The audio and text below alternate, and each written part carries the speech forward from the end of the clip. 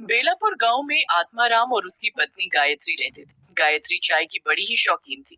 जैसे ही बारिश का मौसम आता, तब तो वो बस हर वक्त चाय की रट लगाती रहती। उसका पति आत्माराम मेहनत मजदूरी करके कुछ पैसे कमाता था। गायत्री घर संभालती थी, लेकिन वो चाय की इतनी शौकीन थी कि घर में राशन हो ना हो, लेकिन चाय बनाने का हर सामान हर पल उसके घर में रहता था। उसके पति को जब भी मजदूरी मिलती तो वो उसमें से राशन के साथ साथ अपनी चाय पत्ती और चीनी एडवांस में ही लाकर रख लेती। इतना सारा चाय बनाने का सामान फिर ले आई? अरे चाय की दुकान खोलने का इरादा है क्या? वाह मेरे पति देव, क्या आइडिया दिया है। ऐसा क्या कह दिया मैंने?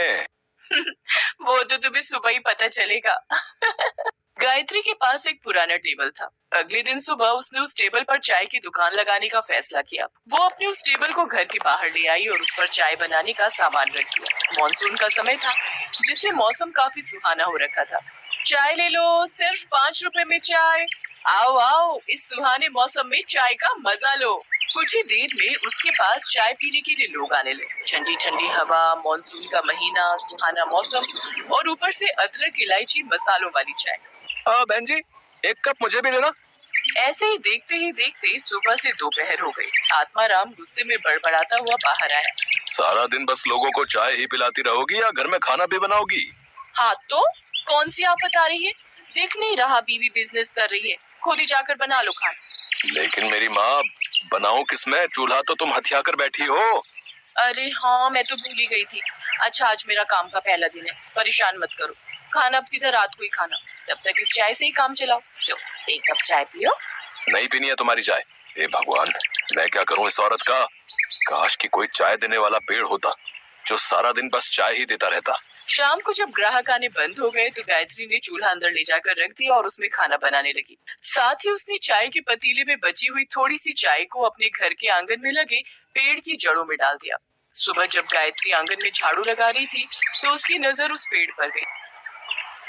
अरे, एक रात में इस पेड़ पर इतने फल कैसे लग गए? कल रात तक तो इसमें कुछ भी नहीं था।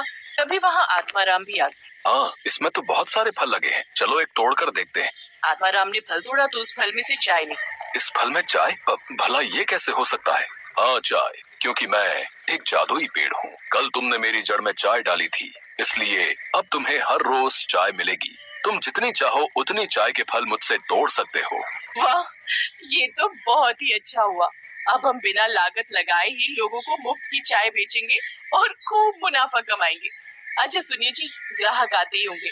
तुम जल्दी से इन फलों से चाय निकाल कर केटल में डालो ताकि मैं उन्हें बेच सकूं। उन्होंने जल्दी से केटल में चाय भरी और फिर गायत्री उसे अपना टेबल लगाकर बेचने लगी। गायत्री बहन, आज तुम चाय चूल्हे पे नहीं बना रही? इस केटल में तो ठंडी होगी ना? नहीं भाई साहब, चाय एकदम गर्म है, बस अभी चूल्हे से उतार कर लाई हूँ। इस चाय में बड़ा ही स्वादिष्ट स्वाद है भाई, है? अब गायत्री के ग्राहक और भी बढ़ गए, क्योंकि जो स्वाद उस पेड़ की चाय का था वैसा स्वाद उन्हें और कहीं नहीं मिला। गायत्री अब खूब मुनाफा कमाने लगी। वो हर रोज सुबह फल तोड़ती और उसमें से चाय निकालकर लोगों को बेचती।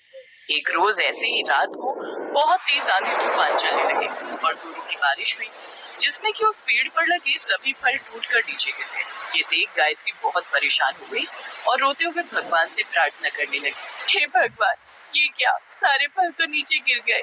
अब मैं अपने ग्राहकों को मुफ्त की चाय कैसे बेचूंगी? सोचा था अब हमारे अच्छे दिन आएंगे, अब हम कुछ बचत कर पाएंगे, लेकिन लगता है हमें फिर से दिहाड़ी मजदूरी करके जीवन काटना होगा। इसके बाद गायत्री उदास होकर दरवाजे पर ही बैठ गई और उसकी वहीं आंख लग गई। लेकिन अगली सुबह जब उसकी आंख खुली तो उसने देखा कि वो पेड़ फिर से पूरी तरह चाय के फलों से भरा पड़ा है। ये चमत्कार देख गायत्री और आत्माराम बहुत खुश हुए। फिर बारिश के मौसम में भी गायत्री तिरपाल लगाकर चाय बेचने लगी। अब तो भरी बारिश में भी लोग उनके यहाँ चाय का स्वाद चखने जरूर आते। उन्हें उस पेड़ की चाय की लत जो लग गई। आत्माराम ने भी अब मजदूरी छोड़ दी और वो भी अब अपनी पत्नी का हाथ बटाने लगा। उन्हें अब बिना लागत की चाय बेचकर खूब मुनाफा होने लगा और अब उनकी गरीबी के दिन दूर होते गए।